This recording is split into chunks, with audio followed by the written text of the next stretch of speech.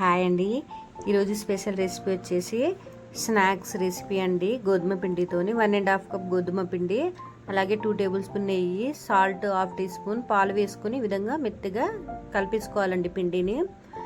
అలాగే కొంచెం పిండి తీసుకొని చపాతీ ఎలా చేస్తామో ఆ విధంగా మనం చపాతీ చేసుకోవాలండి. కింద పైన అంటే పొడి చల్లుకుంటూ చేసేసుకోవాలి చపాతీలాగా. ఇప్పుడు మనకి నచ్చిన షేప్ కట్ చేసేసుకోవాలండి.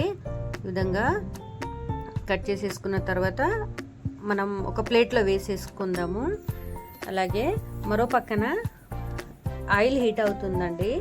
ఆయిల్ హీట్ అయినప్పుడే మనం అందులో వేసేసుకోవాలన్నమాట. గ్యాస్ సిమ్లో పెట్టుకొని వేసేసుకోవాలండి. అలా వేయడం వల్ల మనకి లోపల దాకా మంచిగా ఫ్రై అవుతాయి అన్నమాట.